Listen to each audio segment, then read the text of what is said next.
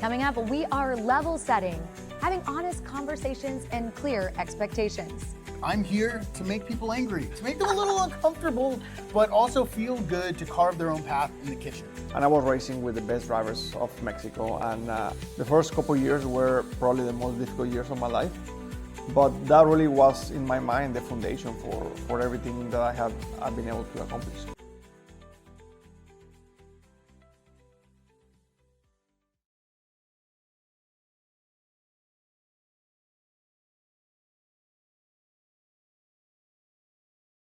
Hello and welcome to the Whitney Reynolds Show. Today we are talking level setting, where honest conversations can transform it all. Awakening the soul of our stories. Come for the stories, stay for the heart, where every journey You might recognize a new look. We are ready to take things to the next level. you'll see. Whitney's here to share your dream. It's the Whitney You are watching the Whitney Reynolds Show. Be careful. Go to your home. Real voices, real lives in every episode. This is the Whitney Reynolds Show. Sports announcer turned advocate. Now she's helping people in similar fields. Meet Anne-Marie Anderson. Anne-Marie Anderson is an author, speaker, and award-winning broadcaster who for years spent time reporting on the thrilling highs and heartbreaking lows of sports teams. With a passion for storytelling, she has brought the triumphs and tribulation of athletes to life for millions. Yet now, Anne-Marie is turning the spotlight inward as she opens up about her own private scorecard. Welcome to the show. I'm so excited to be here. You know, we have been talking about courage, but you wrote a book on this, basically telling people to go for it. But you have done this in your own life. Yes, exactly. And it isn't just like telling people to go for it, it's how do you go for it? Because I feel like so many of us have these big dreams and big ideas, but how do we get from here to there? Right. And so I wanted to break it down. And the first thing you have to do when you break it down is figure out what's been in your way. What's the barrier that's been stopping it? A lot of your book has this backwards thinking because audacity sometimes is one of these words that we think can be bad. Yep. But I love the way you frame it up. The definition of it is the willingness to take bold risks. Audacity, or living audaciously, requires three components in my mind. The first thing is just that mindset, right? The audacious mindset that you're going to do this, you're going to take some risks. And audacity as a mindset, it really is about optimism. And it's not that things are going to work out the way you want them to, but that you'll survive however they work out. Wow. How did you get to that point? Because I love what you're saying, and I would consider myself a very optimistic person, but it takes work. It takes daily work. Exactly, because the second component is action. Because you can sit on the couch being optimistic all day long and absolutely nothing's going to happen until you take an action or behavior. It's interesting though, because as we were looking at your book and going through the different chapters, I think so many people feel your stories, and it might not be their exact path, but they feel what you're saying. What do you hope that the reader really takes away? They often think that I was born audacious. I am shy, I'm an introvert. That is not the way it is. I managed to look at the four barriers: fear, time, money, and your inner critic, see the role they were playing in my lives, and instead of push them away, brought them closer to me and used my fear, made friends with it, and used it to drive me forward. Ooh, made friends with your fear. Make friends with fear and recalibrate your relationship with rejection. Those are two huge keys. How do you recalibrate? I think a lot of us, when we hear no, it's a period at the end of the sentence. And I trained myself literally to hear no as a comma, followed by not yet or next. Maybe not yet for this opportunity, but I'll get later, or maybe next. And the only way I was able to do that, and it sounds crazy, is I sought out opportunities in which I would get rejected. I applied for bigger jobs in which I would get rejected to kind of not have that muscle, because I wanted to get desensitized to it. That is powerful. There is a lot of power in that sentence. We're all living these different lives, but how did you do the juggle of career and balancing 3 kids? Well, nobody does it well, right? Nobody does it well. I remember when I was having kids and I would ask people in the business, how do I do it? And they say, you just do. And now when people ask me, it's you just do. But there is something in the book, When Time is a Barrier, called the urgency fallacy. We think these things that are urgent are somehow important, and they're not.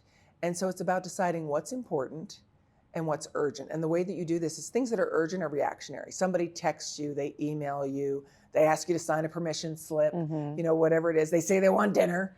Okay, you'll feed them. Oh. Maybe not at this moment, though, because you have to carve out time for what's important. And you'll know things are important because maybe there's no impending deadline, but it will move you closer to your values, visions, goals, and where you want to be. If you don't carve out time for important, urgent never ends. And that's what we do, right? Is we say, when I get through all this, then I'm going to write the book, then I'm going to plan this. And even if it's self-care for you as a mother, because it's a brutal job with terrible pay, right? Being a mom, no off days.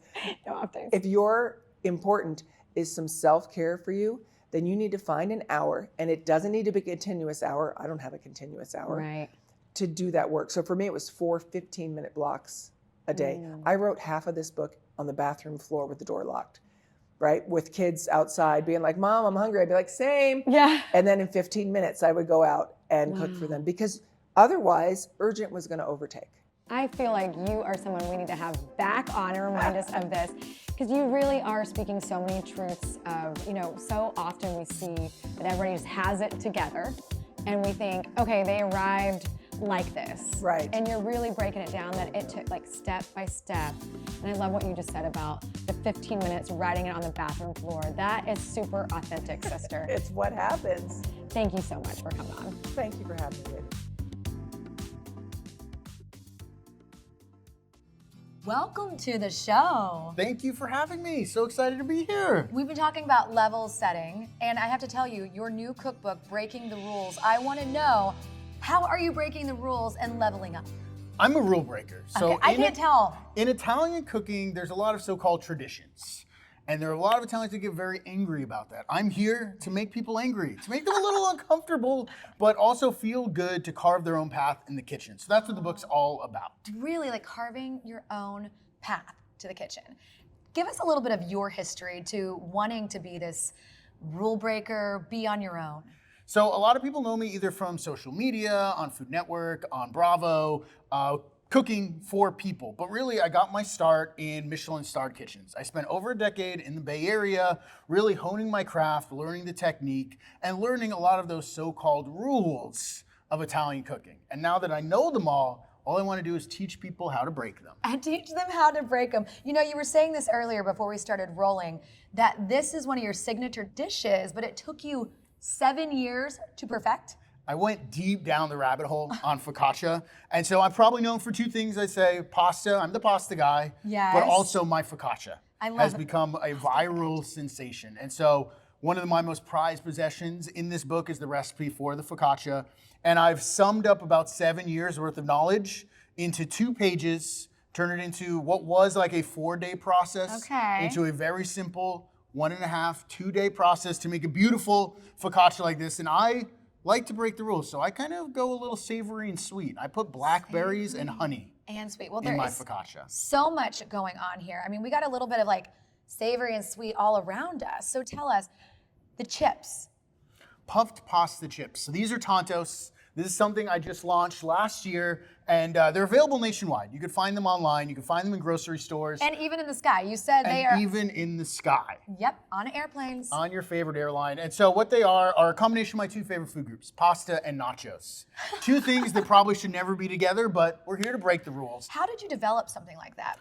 You know, it was a happy accident at the end of the day. What started as leftover, overcooked pasta turned into the world's first plant-based chicharron made of semolina and water. Wow, you know, so often I'll be in the grocery store and I'm like, how did someone think of that? So yours was a happy accident. It was a happy accident. My mind gets a little crazy at times, but you know, that's what the book's all about. It's being comfortable and not having to follow those so-called recipes or rules. Take amatriciana, for example. Yes. A classic Roman pasta dish known for the tomatoes, cheese, guanciale, and chili flake. Getting hungry right now as we're talking and all this is in front of us. I like to switch it up, and I do it in a summer salad. So all of those same flavors, all those same ingredients, you don't need the pasta. You could have this any day of the week. So it's healthier too. It's well, I mean, talk about healthy. There's always room for dessert. We'll get Always to the room. cookies. We'll get to the cookies. But yeah, so like that's kind of like where my mind goes, is take the familiar, but present it to you in a new way. Love that. Okay, so keep us going. What do we have here? I heard you made these first thing this morning for the show. First thing this morning, and like, you know, I'm the kind of person that takes something simple like a cookie, but really goes deep down into all those different dials that you could turn: brown butter, brown sugar, white sugar, eggs, butter, kind of like playing around with all of those things, finding my favorite parts of all the other recipes you might find on the internet or in other books, and distilling it down into my own version. So that's what I have in here. I have 2 of my favorite cookie recipes in the world. This is what I think is the best chocolate chip cookie. You're giving away your secrets, or do you just want to take others with you? I want to take people on this food journey with me. I love that. You know, our tagline here on the show is your story matters. And you're taking that extreme whenever you're like, even the cookie ingredients matter. Every little detail matters. I think that's something my mom taught me early on when it comes to food. She's my inspiration for cooking. Food keeps me connected with her. And I think so many other people have that same connection, whether they lost someone, a loved one, a family member, someone close or important to them in life. And food has that power to evoke those memories, to create new memories. And so, you know, there's a huge part of the book that's dedicated to her as well. My mom's marinara recipe is in there. Okay. And that's like a classic one. It took a long time to figure out how she did it. And you think it's maybe the type of olive oil or the type of tomatoes. It's more so the way that she treated the onions and garlic that make it unlike any other marinara you'll ever have. You really have me on the edge of my seat here. Now, I'm not a chef per se. I have trouble following directions, but you broke them down for us. So that was my idea. It's like, I didn't want this to be a book just for chefs. It's for home cooks, it's for beginners, but there's also so many kind of what I call chef it up moments down in the blurbs of the corners of the pages that are for chefs, for those people like that want to get the extra gold star and kind of level up their cooking, doing something a little different,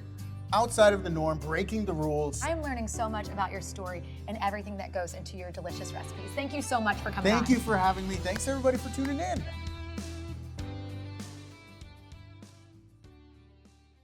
Welcome to the show. Thank you for having me. I love learning about your story and growing up in Mexico. What was it like when you got this news that NASCAR might be interested in you?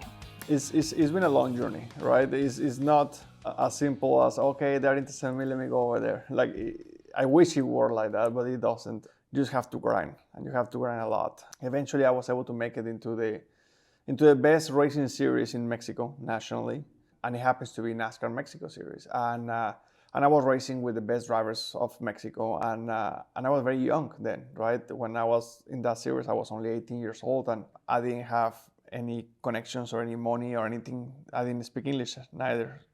So I was kind of like scared to come over here because my family was already broke from trying to support me to make it into NASCAR Mexico. So it was quite a bit of a long journey, and then eventually my father pushed me into trying to do something in the United States, and I came over here, and the first couple years were probably the most difficult years of my life.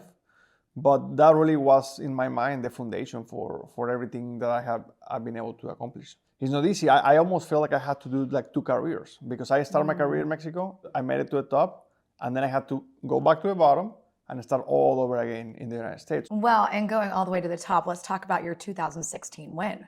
That was definitely special. I feel like it's been a long time since then. That was my first championship, and the very first time that a non-American was able to accomplish that was very special. Do you race and you feel like you're doing it for your home country too? For sure, that's one of the reasons. The main reason why I do this is because I love it, right? I love competition, and I'm addicted to it, and I'm obsessed with it. With that being said, also, for me, it's very important. I'm very proud of where I came from and what I had to go through to be able to get here. I always tell people that in my mind, part of my journey is to try to make the path to NASCAR a little bit more wide, a little bit more clear for the future generations, not just drivers, but mechanics, engineers, pit crew members coming from Mexico and Latin America. And the reason of that is because I tell people this all the time: if every driver coming up is gonna have it as difficult as I had it, most likely they're not gonna make it. Because life really put me in so many different situations growing up that made me. It's almost like life was preparing me for this. But no every kid has had this rough path to be able to make it. So that's why I feel like part of my journey is not just to win races and championships. Yes, that's a priority, but also to be able to open the path a little bit more. I can just tell you're one of those people that wants to go full speed ahead no pun intended. You said you're addicted to it. What happens when one day you want to retire? Have you even thought about that? I haven't thought about it because it's still maybe 10 years on the road or a little bit more. But the day that happens, I'm sure I'm going to find something else. I'm not the kind of person that, to be honest, I hate the word retirement. I relate retirement, the word retirement with, okay, I'm not going to do anything anymore. And I can't do that.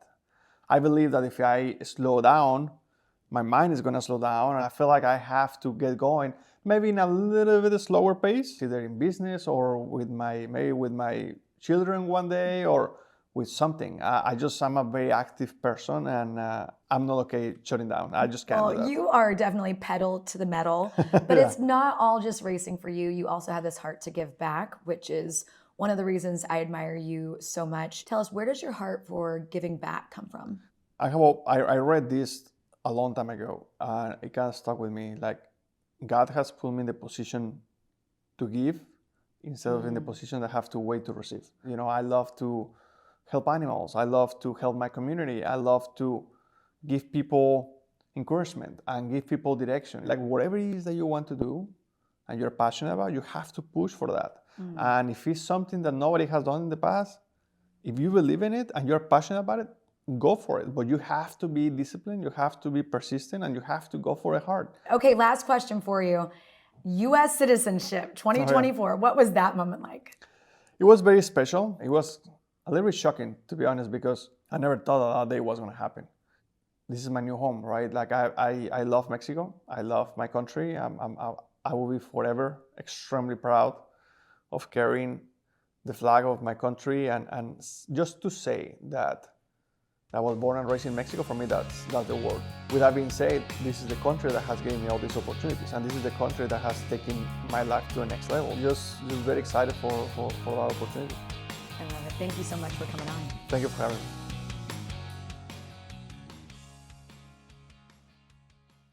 From understudy to leading lady, meet a Broadway superstar that is sharing her advice to getting to the main stage. I definitely am like a born and bred theater person, like came out of the womb wanting to do this, which has carried me through a lot. I think that's really important. A powerhouse performer whose voice has captivated audiences across the nation for decades. She's played everything from Alphaba in Wicked and now is currently on tour for Broadway in the show Kimberly Akimbo. We caught up with her in Chicago and learned more about her climb. From understudy to leading lady, she shares her behind-the-scenes viewpoint of leveling up. So there's so many paths to this, but honestly, the thing that has saved me in the 12 years that I've been doing this professionally is having a sense of humor. Nothing is gonna go your way every single time. It is just impossible. And I am really able to step back and laugh at myself and laugh at the business. And that has kept me really, really sane so far. So tell me, what was it like growing up with such creatives? My parents are creatives through and through. My mom was an actress. She's a music teacher now, piano teacher. My dad is a talent agent in LA. That's how we met Jonathan Taylor Thomas, because we brought my cousins who are from Chicago to meet him. And honestly, they really instilled in me, instead of my dad having me be like a Hollywood child actor, he was like, you can love theater and you can love acting, but you are going to soccer practice and you are going to be a kid. You have your whole life to be an actor if you wish, but I'm not gonna step in that, and I'm so thrilled that he was like that. From national tours, Emily continues to shape the stage with performances that are as bold as they are heartfelt. Whether she's bringing humor, heartbreak, or raw humanity to the role, one thing's clear. When Emily Koch steps on stage, you're not just watching a character, you're witnessing a force. You know, I went to the play and I was sitting there because I didn't know what to expect with your character. Absolutely. That is a great way to describe it. You never know what she's going to be up to. It could be good, it could be bad, and it's really fun to play. When you play somebody that confident, you really can't help but be like, you know, I got to like harness that for myself. So Well, and the underlying story brought up so many conversations on the way home with my daughter because we were talking about rare diseases, Yes. alcoholism, boundaries. Yes. All those things, the play really generated some big conversations. I love hearing that, especially because you said you have a young daughter. I think that those are the themes that are so important because they are so uniquely human and things that we want to push under the rug and not face, but are so important and so intertwined in our stories. And so I love that she had questions about that, and that's really amazing. If they walk away knowing that whatever they want to do is limitless and being themselves is most important in getting those adventures, and that hiding anything that they think is not worthy or good is wrong, and I hope that they see that. And I hope they don't commit check fraud, but that their dreams are more like going to Disney World, like Kim's. A little different. Yeah, a little different. Yeah. I love it. Well, thank you so much for coming on. Thank you, Whitney.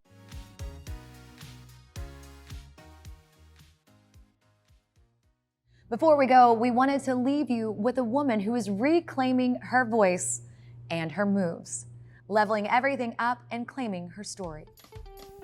Hey, I'm Dina. Meet Dina Rizzo, whose decade-old hip-hop video unexpectedly resurfaced online and went viral. The video that actually went viral was a video that I shot about 25 years ago. So that video was how to kind of bring hip-hop into your studio, only for teachers. So that's what that goal was for that video when we first started with it. So about 15 years ago, I was teaching at a convention, and somebody came up and they flipped their phone around. They said, "Is this you?" I said, "Yeah." They said, "You might want to take a look at this." And so I flipped it around. I just knew, oh my goodness, I'm afraid to do this. So I went on YouTube and I saw all the horrible things that people were saying. And for me, that was like, wait a minute, this video is 25 years old. Now these people got my video and posted it on YouTube and called it "This is Hip Hop." And that is where it all started changing for me. That is where everything that I knew of who I was went everywhere. I'll never forget what these people said. They don't know me. And so, that journey down that part of my life was, I was always afraid, no matter where I went on a professional level, that there would be people looking me up and saying, "Oh, it's that girl from the video." Well, there's this wonderful girl named Taylor Tarantino in California. She emailed me. And after I read her email, I thought, this girl cares about what I'm doing. She wants to be a part of this. She wants to be a part of helping me take this back. And so we just remade the beginning of the first video where it says, "Hi, I'm Dina," which is kind of like the catchphrase for everybody. And so we had a blast doing it. That's what it is owning and owning and owning it. So the more I was able to laugh at myself, the better it got. It was like, I would have been doing this the whole time if I could have just got rid of my pride or whatever and faced it, but I wasn't ready for that. I feel so honored and blessed to have been able to meet you, to be on the show and be able to share my story. It means a lot. So I thank you for that. Peace. I'm out. Because of your streaming with us today, we have something a little extra. This next segment is a special bonus, our way of saying thank you for watching and being part of our hope-filled community. Welcome to the show, Kevin. It's great seeing you again. When we think about expert roles on these crossovers, and we're talking level setting, your law firm and your expertise is perfect for today. Well, I appreciate you saying that. That's very nice of you. And with today's topic on level setting, you help families really reclaim what was lost that can never be made up, but something that can be tangible change in the moment. We really do. And, most families that come to you, they're really hurting. Money is one aspect, right? Because they need to take care of whoever, the loved one, to take care of their family. But the other side of it is they don't want them to die in vain, right? They don't want to be just gone, and then everyone forgets about it because, oh, they pay them off. I saw you on the news because you are not only an expert for our show, but whenever it comes to changing laws and changing the way things are done, you do that for your clients. So I had a client who was unfortunately killed. He was, it was a nice spring day. He was coming on a motorcycle, and the ambulance didn't use both their sirens and their lights. And we fought and created DJ's Law. We all fought together, and it got passed. With these families, we try and give them purpose and things to change and to be actively involved. And they do call me around that time and still talk with me, and we talk through what they can do for the future to help bring kind of a peacefulness to the family, that what they've done has really made a change, right? There are people, you've had guests I've watched that I look and say, I haven't done enough in my life. They have a disability or something else. If you have the drive and the ambition, you can create those changes in the laws, changes in people's behavior, and truly teach people to respect and treat one another the right way. Well, thank you for coming on, for level setting as our expert. Up, and beyond. Today's guests remind us that growth starts at the edge of our comfort zone. Remember, your story matters.